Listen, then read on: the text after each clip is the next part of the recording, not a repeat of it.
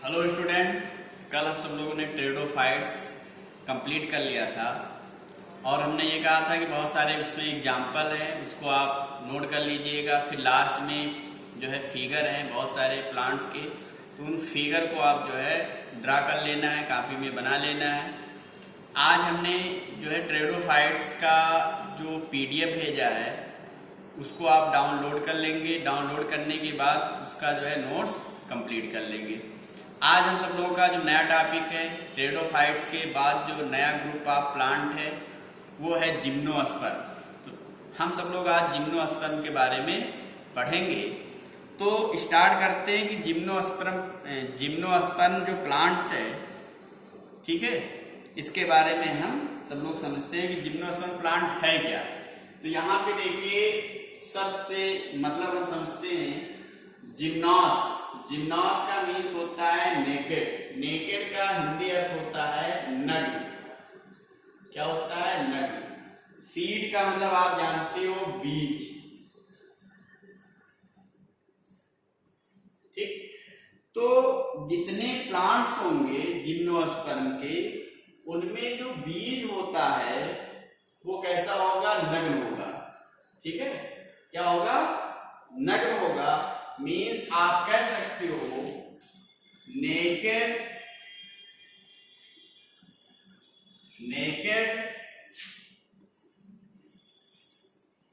Seed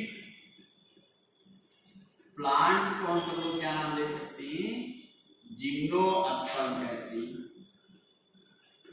gymnosperm कहेंगे। नग्न बीजी पौधा, इन्हें क्या कहोगे? नग्न बीजी पौधा को हम सब लोग क्या बोलते हैं? जिम्नोस्पर्म बोलते हैं, ठीक है। क्या बोलेंगे? जिम्नोस्पर्म। और यहाँ पे जो शब्द आ रहा है, बहुत सारे बच्चे नहीं समझ रहे होंगे कि नेकेड मीन्स होता क्या है। जैसे आप मान लीजिए आम का ही ले लीजिए, मैंगो बीज लीजिए, मैंगो सीड लीजिए। तो मैंगो जो सीड है, आम का जो बीज है, तो आपने देखा होगा कि जो आम है उसके बीच में क्या होता है? सीड है। ये सीड है। अब इस सीड को जब हम बाहर निकालते हैं तो देखते हैं कि सीड के चारों तरफ जो है एक आवरण पाया जाता है। बीज होता है, उस बीज के चारों तरफ क्या पाया जा रहा है? एक आवरण पाया जाता है। क्या पाया जा रहा है? बीज के चारों तरफ एक आवरण पाया जाता है। इस आवरण को हम सब लोग नाम देते हैं सीड कोड कहते हैं। क्या नाम देंगे? सीड कोड कहते हैं, या फिर बीजावरण कहते हैं। बीजावरण। तो अगर किसी भी पौधे के बीज में अगर ये बीजावरण प्रेजेंट है या एब्सेंट है, मान लीजिए एब्सेंट है सीड कोड, तो उन्हीं पौधों को हम क्या नाम दे देते हैं? जिम्नोस्पर्म कहते हैं। बीजावरण एब्सेंट होगा तो पौधे का क्या नाम देंगे? जिम्नोस्पर्म कहेंगे। अगर सीड कोड प्रेजेंट है तो ऐसे पौधे को हम क्या कहते हैं? एंजियोस्पर्म पौधे कहते हैं। एंजियोस्पर्म प्लांट कहते हैं, ठीक है। तो अगर विदाउट सीड कोड होगा मतलब बीजावरण अनुपस्थित होता है। अगर जानते हो कि बीजावरण अगर अनुपस्थित है तो बीज कैसा होगा? नग्न होगा, नेकेड होगा। ऐसे प्लांट को हम सब लोग क्या नाम देते हैं?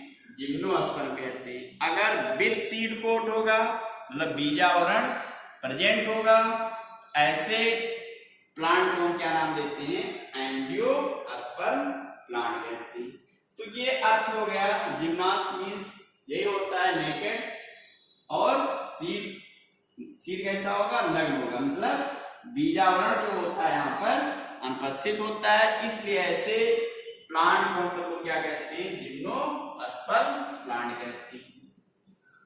ठीक, अब देखिए कि ये जो प्लांट है और इसमें जो बेसिक चीजें आपको याद रखना है कि जो जिम्नोस्पर्म प्लांट है, यहाँ पर पहली बात जो फ्लावर होता है,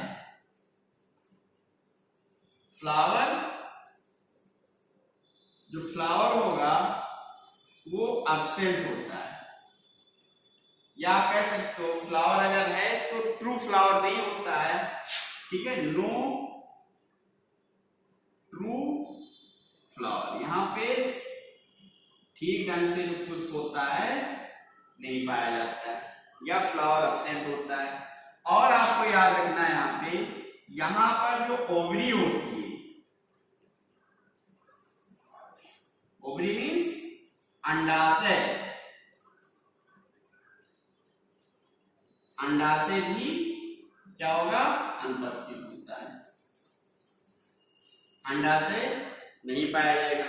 और यही अंडाशय जो है आगे चलकर फ्रूट बनाती है, जब मेच्योर हो जाती है तो ये बनाती है फल, फ्रूट्स बनाएगी। इसका मतलब ये हुआ कि यहाँ पर फल भी नहीं बनते, फल नहीं बनता है, फल भी नहीं बनेगा। ठीक, तो यहाँ पे ट्रू फ्लावर नहीं होंगे, ओवरी एब्सेंट होती है और फ्रूट का भी निर्माण नहीं होता है। और जिनमें फ्लावर नहीं बनता है उसको हम सब लोग क्या कहते हैं, क्रिप्टोगैम्स कहते हैं। लेकिन इनमें क्या होता है, कुछ पौधों में जो है फ्लावर जो है, या आप कह सकते हो कि फ्लावर लाइक स्ट्रक्चर या ट्रू फ्लावर नहीं होता है, फॉल्स फ्लावर होता है। इसलिए इन पौधों को हम सब लोग इसमें रखते हैं, फेनरोगैम्स में रखेंगे। कल हमने बताया था क्रिप्टोगैम्स, क्रिप्टोगैम्स मीन्स जिसमें फ्लावर अनुपस्थित होगा, एब्सेंट होता है, उसको हम क्या कहते हैं, क्रिप्टोगैम्स कहते हैं। और जिनमें फ्लावर प्रेजेंट होगा उसको हम क्या कहते हैं, फेनरोगैम्स कहते हैं। तो जो जिम्नोस्पर्म है और एंजियोस्पर्म है, इन दोनों पौधों को इसमें रखा गया है फेनरोगैम्स। अस्पर्मा मीन सीड, इनमें बीज पाया जाता है, इसलिए इस प्लांट को हम सब लोग क्या कहते हैं, अस्पर्मोफाइटा भी कहते हैं। अस्पर्मोफाइटा कहेंगे, या अस्पर्म का मतलब आप जानते हो बीज, फाइटा मीन्स प्लांट। ठीक है, तो यहाँ पे इतना बात आप ध्यान रखेंगे, फ्लावर प्रेजेंट होगा लेकिन वो ट्रू फ्लावर नहीं होगा। फ्लावर प्रेजेंट होते हैं लेकिन वो जो फ्लावर है वो ट्रू फ्लावर नहीं होती। ओवरी अनुपस्थित होगी और फल का भी निर्माण नहीं होता है। अब हम सब लोग बात करेंगे इसके जनरल कैरेक्टर्स के बारे में।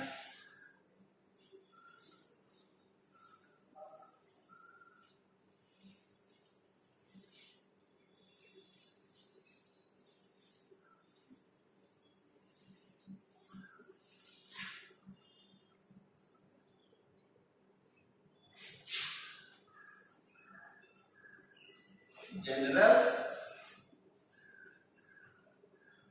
कैरेक्टर्स के बारे में, तो ये जो प्लांट है, जो जिम्नोस्पर्म प्लांट है, सभी जगह पर उपलब्ध होता है। मतलब आप कह सकते हो वर्ल्ड वाइड डिस्ट्रीब्यूशन, हर जगह पर जो है पाया जाता है। बट मोस्टली क्या होते हैं, या आप कह सकते हो फ्यू कुछ पौधे ऐसे होते हैं जो 0 फाइट होती है।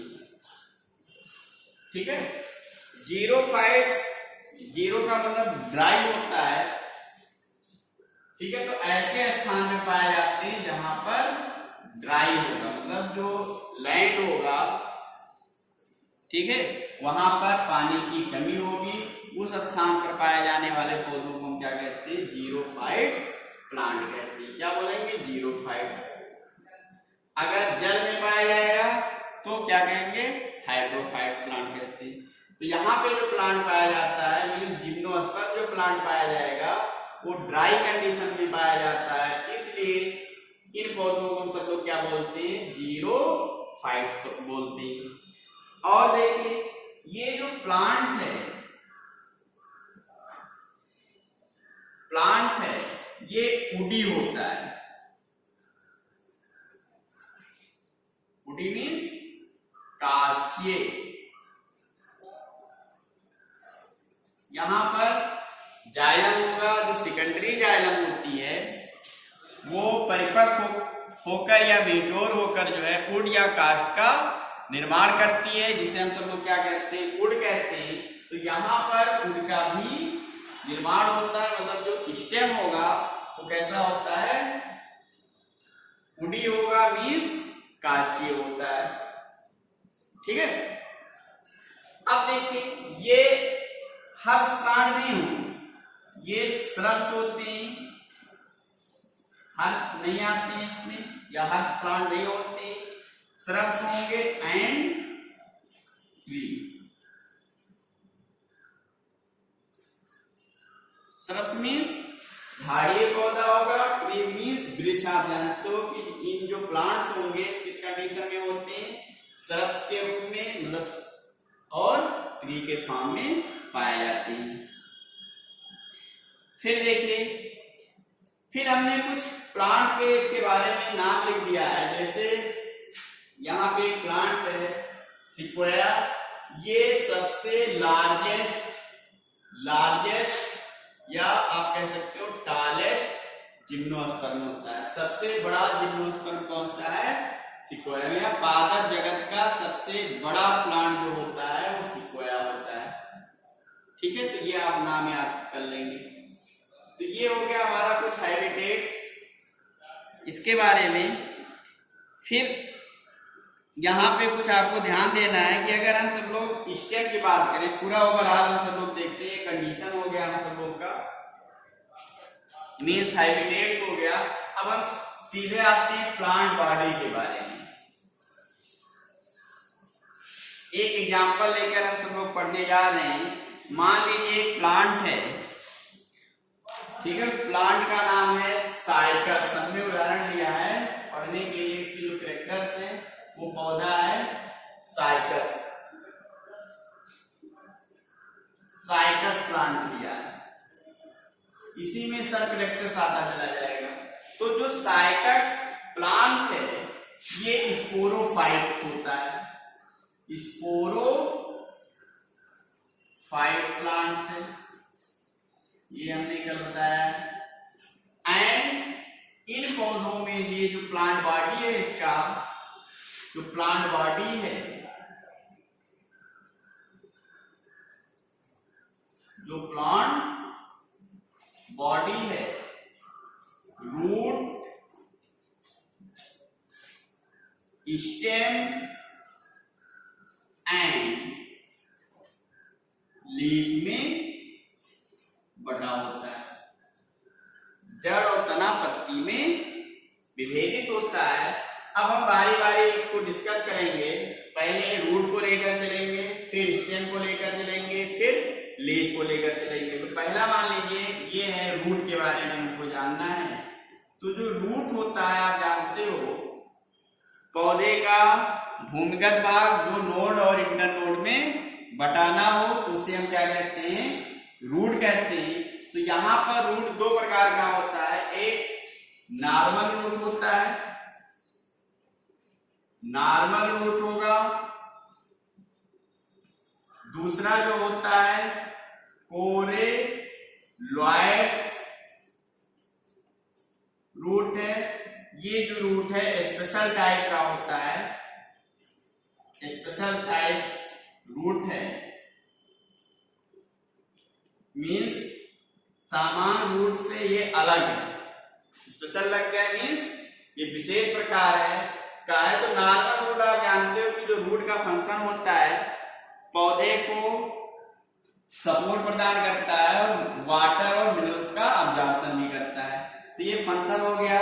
इसके बाद में अगर एनाटॉमी है, हम सब लोग टिश्यू में पढ़ेंगे प्लांट एनाटॉमी में, तो इंटरनल स्ट्रक्चर के बारे में हम सब लोग वहां पढ़ लेंगे।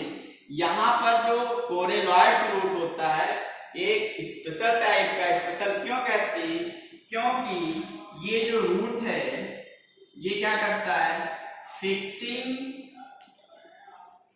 ऑफ एटमॉस्फेरिक नाइट्रोजन, ये वायुमंडलीय जो नाइट्रोजन होता है उसको क्या करता है, स्थिरीकरण करता है।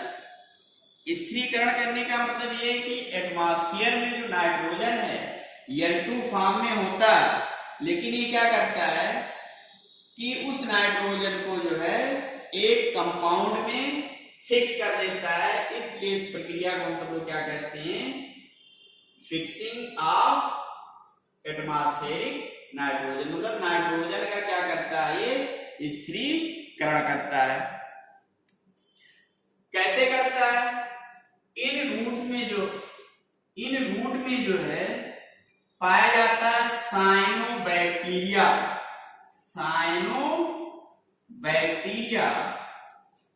क्या पाया जाता है, साइनोबैक्टीरिया, जिन्हें हम सब लोग क्या कहते हैं, ब्लू ग्रीन एल्गी भी कहते हैं। ब्लू ग्रीन एल्गी क्या है, साइनोबैक्टीरिया है। कौन सी बैक्टीरिया होती है, जैसे नॉस्टॉक,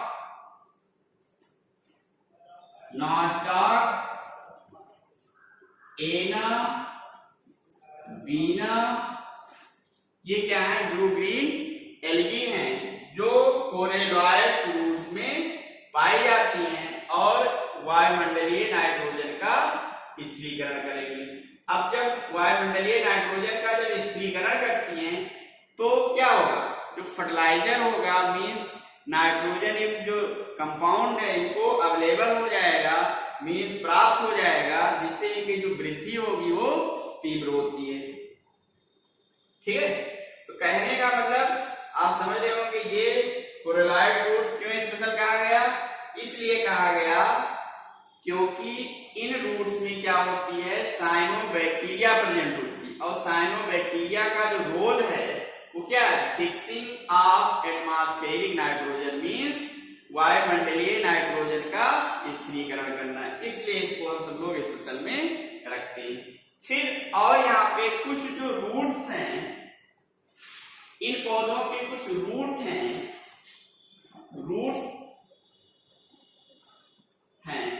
ये संबंध बना लेते हैं फंगस से क्या बना लेते हैं, एक रिलेशन बना लेते हैं, एक रिलेशनशिप बना लेते हैं, एक संबंध बना लेते हैं।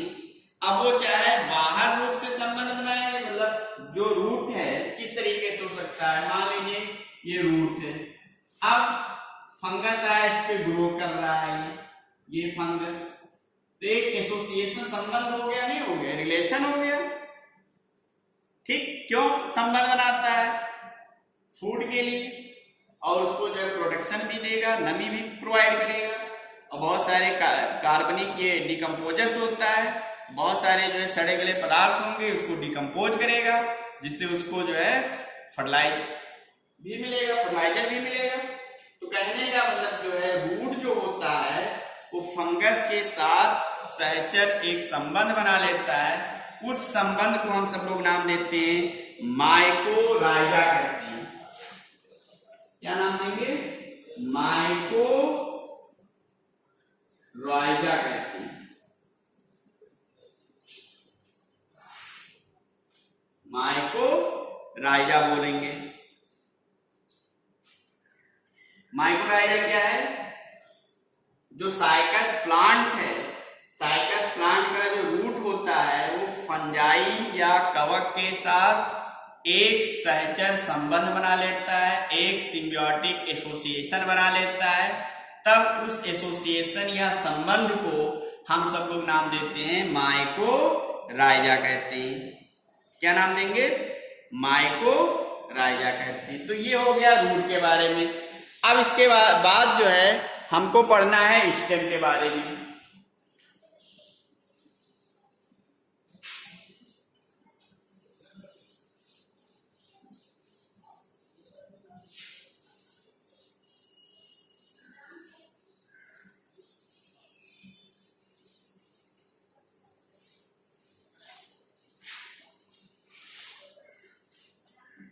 अब देखिए जो स्टेम होता है,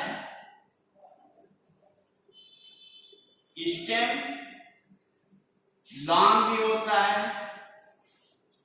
बेलनाकार होगा, सिलेंड्रिकल होता है और शाखित भी हो सकता है, ब्रांच या फिर जो है अनब्रांच। ब्रांच के मतलब शाखित, अनब्रांच का मतलब अशाखित।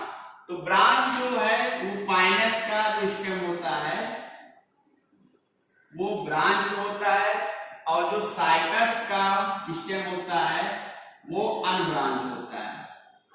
ये उदाहरण हो गया, ठीक। अब इनमें क्या होता है कि बहुत सारे पत्तियों का जो है लीफ ट्रेस भी प्रेजेंट होता है, दरारें उस पर प्रेजेंट होती है। मान लीजिए स्टेम है तो पत्तियां यहां से गिर जाती हैं, जिसे हम सब लोग क्या कहते हैं, लीफ ट्रेस कहते हैं। तो इसके बारे में आपको पढ़ना नहीं है, तो यहाँ पे इतना जानना है कि जो स्टेम ब्रांच भी हो सकता है, अनब्रांच भी हो सकता है, मतलब शाखित भी हो सकता है, अशाखित भी हो सकता है। पाइनस का तना शाखित होगा, साइकस का तना अशाखित होता है, ठीक। अब इसके बाद हम सब लोग बात करेंगे लीफ के बारे में। तो लीफ यहाँ पर सिंपल लीफ होती है, सरल पत्ती, या फिर जो है कंपाउंड लीफ होती है, सरल पत्ती या फिर संयुक्त पत्ती। दो प्रकार की पत्तियां पाई जाएंगी, या सरल होंगी या फिर संयुक्त पत्ती होगी, ठीक है। अब इसके बाद में जो हमको पढ़ना है वो है रिप्रोडक्शन।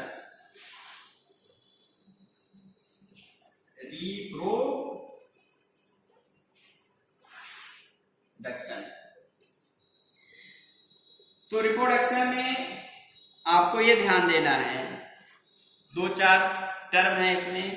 एक होता है कि जैसे आप नाम छोटे क्लासों में या 9th 10th में पढ़े होंगे, 10th क्लास में एक लिंगी, यहां पे आपको ये ध्यान देना है यूनिसेक्सुअल,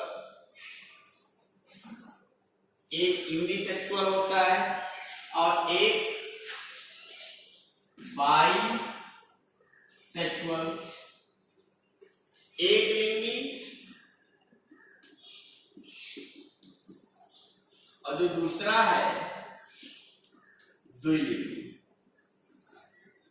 इसका मतलब क्या होता है, जैसे जननांग जो जनन क्रिया में भाग लेता है उन अंग को हम क्या कहते हैं, जननांग कहते हैं। जैसे प्लांट का जो फ्लावर है वो जननांग है, जो पुष्पीय पौधे हैं, पुष्पीय पौधों का जो जननांग होता है वो कौन है, फ्लावर होता है। अब उनमें देखिए बहुत सारे जो फ्लावर होते हैं उनमें दोनों जननांग पाया जाएगा, मीन्स नर जननांग भी पाया जाता है और मादा जननांग भी पाया जाता है। तो ऐसे पुष्प को हम सब लोग क्या नाम देते हैं, द्विलिंगी पुष्प कहते हैं। यदि एक ही प्रकार का जननांग होगा, चाहे वह नर का है या फिर मादा का है, तब उस पुष्प को हम क्या कहते हैं, एकलिंगी कहते हैं। इसी प्रकार जो है अगर हम सब लोग एनिमल्स की बात करें तो किसी भी एनिमल में एक ही प्रकार का जननांग हो, चाहे वो नर जननांग हो चाहे वो मादा जननांग हो, तो ऐसे जंतुओं को हम सब लोग क्या कहते हैं, एक लिंगी कहते हैं।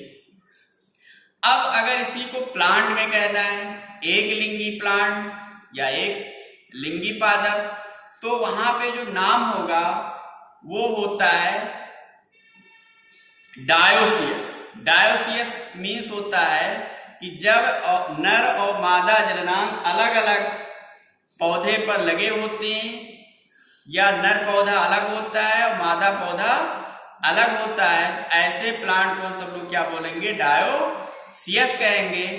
यदि एक ही प्लांट पर नर और मादा जननांग दोनों साथ साथ में लगे होते हैं तब उसको हम क्या कहेंगे, मोनोसियस कहते हैं। तो इन केस ऑफ प्लांट मतलब पादप में हम सब लोग अलग अलग टर्म यूज करते हैं। मोनोसियस मतलब अगर नर और मादा जननांग दोनों एक पौधे पर लगा हुआ है तब उस पौधे को हम क्या कहेंगे, मोनोसियस कहते हैं। यदि नर और मादा जननांग अलग अलग पौधा मतलब नर पौधा अलग और मादा पौधा अलग, जैसे आप नाम लेते हो पपीता, तो पपीता में आप क्या देखते हो कि नर पौधा अलग होता है, मादा पौधा अलग होता है, तब उसको हम क्या बोल देंगे, डायोसियस कहेंगे। मीन्स ये हो गया कि एक लिंगी को ही हम सब लोग क्या बोलेंगे, डायोसियस कहते हैं, और द्विलिंगी को क्या बोलेंगे, मोनोसियस। ठीक, तो यहां पर जो प्लांट होता है वो डायोसियस होता है। मीन्स नर और मादा पौधा जो होता है अलग अलग होगा। नर पौधे पर नर जननांग और मादा पौधे पर मादा जननांग पाया जाता है। ठीक है, और जो रिप्रोडक्शन होता है वो सेक्सुअल रिप्रोडक्शन होता है। सेक्सुअल रिप्रोडक्शन मीन्स आप जानते हो कि जब फर्टिलाइजेशन होगा गैमीट्स बनेंगे, गैमीट्स दोनों आपस में फ्यूज करते हैं, फ्यूजन के बाद जो प्रक्रिया होती है उसको हम सब लोग क्या कहते हैं, फर्टिलाइजेशन कहते हैं। हिंदी में क्या बोलेंगे, निषेचन कहते हैं। निषेचन अगर होता है तो ऐसे जनन को हम क्या कहते हैं, ऐसे जनन को क्या बोलेंगे, लैंगिक जनन कहते हैं या सेक्सुअल रिप्रोडक्शन कहेंगे। अगर निषेचन प्रक्रिया नहीं होती है तो उसको हम क्या बोलेंगे, अलैंगिक जनन कहते हैं या एसेक्सुअल रिप्रोडक्शन कहते हैं। तो यहाँ पर जो रिप्रोडक्शन होगा वो किस प्रकार का होगा, लैंगिक जनन होगा, मीन्स सेक्सुअल रिप्रोडक्शन होता है। फिर हमने कल बात किया था कि जो जननांग होती हैं, जो जननांग प्रोड्यूस करेगा उसी को तो हम जो मतलब जनन क्रिया में पार्टिसिपेट करता है उसी को हम क्या नाम देते हैं, रिप्रोडक्टिव ऑर्गन कहते हैं। तो यहाँ पर जो स्पोरेंजिया होती है, हमने कहा था कि जो अगर स्पोरेंजिया है वो लीफ पर लगी होगी तो ऐसे लीफ को हम क्या नाम देते हैं, क्या नाम दे देंगे, स्पोरोफिल कहते हैं। क्या कहते हैं, स्पोरोफिल कहेंगे।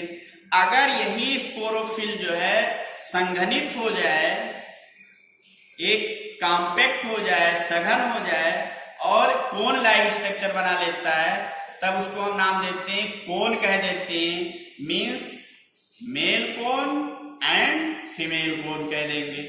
मेल कोन जो होता है वो मेल प्लांट में पाया जाएगा और फीमेल कोन जो होगा फीमेल प्लांट में पाया जाता है। अब मेल पे होगा तो हम सब लोग उसको माइक्रो लगा देते हैं, माइक्रोस्पोरोफिल। अगर मादा पे लगा है तो उसको नाम क्या देंगे, मेगास्पोरोफिल कहते हैं। मेगास्पोरोफिल मेगास्पोर बनाएगा, माइक्रोस्पोरोफिल के अंदर माइक्रोस्पोर बनेंगे। तो फिगर रूप से कंप्लीटली जो मतलब कह सकते हो पूर्ण रूप से डिस्कशन जो इसको हम कल करेंगे, आज यहीं तक इतना कंप्लीट कर लीजिएगा। इसका रिप्रोडक्शन हम आपको कल पढ़ाएंगे। तो ये जनरल कैरेक्टर्स हमने आपको बताया कि जिम्नोस्पर्म प्लांट क्या होता है, इसके बारे में, प्लांट्स कैसा है, सबसे टॉलेस्ट प्लांट, रूट किस प्रकार का होता है, फंक्शन बताया हमने, पत्ती कैसे होती ये बता दिया। अब पत्ती के बारे में यहाँ पे एक और पॉइंट दिया गया है, थिक क्यूटिकल और सनकेन स्टोमेटा। स्टोमेटा आप जानते हो कि जो पत्ती होती है, पत्ती पर स्मॉल पोर लाइक स्ट्रक्चर पाए जाते हैं जिसे रंध्र कहते हैं, और रंध्र जो होते हैं वो पत्तियों के एपिडर्मिस पर धंसे होते हैं। उन स्टोमेटा को हम सब लोग क्या कहते हैं, सनकेन स्टोमेटा कहते हैं। क्या बोलेंगे, सनकेन स्टोमेटा। और सनकेन स्टोमेटा का जो मतलब बेनिफिट ये होता है कि वास्कोसर्जन रेट को जो है घटा देती हैं, इसलिए क्योंकि ये पौधा कहाँ पाया जा रहा है, जीरो फाइट कंडीशन पे पाया जाता है। और इसके जो ऊपरी स्किन होगी, त्वचा होता है, एपिडर्मिस होता है, उसके ऊपर एक मोटी सी जो है मोमीय परत पाई जाती है। उस परत को हम सब लोग क्या कहते हैं? क्यूटिकल कहते हैं। ठीक है, तो इतना आप कंप्लीट कर लीजिएगा, फिर मैं आपको जो है रिप्रोडक्शन के बारे में कल डिस्कस करेंगे। ओके, धन्यवाद।